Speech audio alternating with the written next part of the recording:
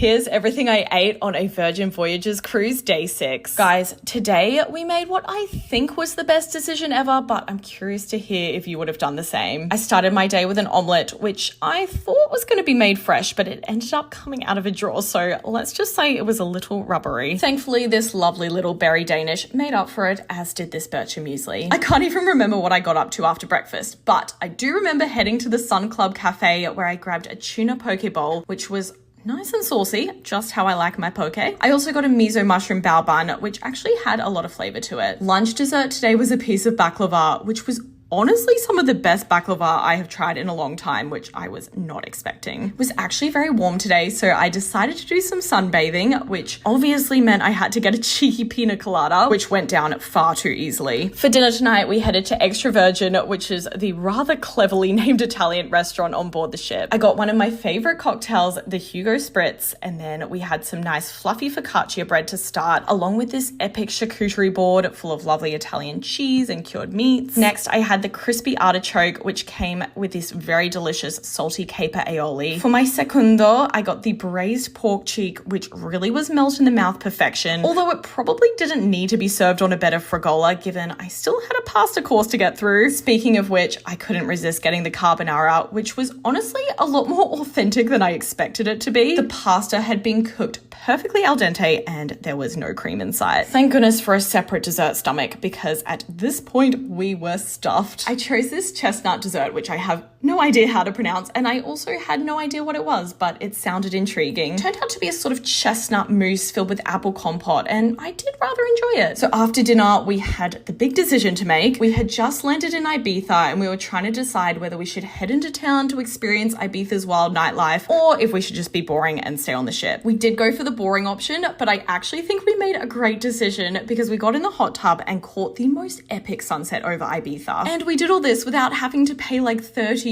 for an overpriced cocktail at an Ibiza beach club. Having said that, I then did get some FOMO, so later on we did head into town and grabbed a drink at a cute little bar down an alleyway. Not exactly a wild Ibiza night out, but a great night all the same. Now, by some miracle, by the time we returned to the boat, we were hungry again, so we shared a late night cheeseburger from the galley, and that was it. Stay tuned for our final day on board the ship, which involved a wild fitness class, a rather surprising day in Ibiza, and another 5-course tasting menu to finish off our adventures.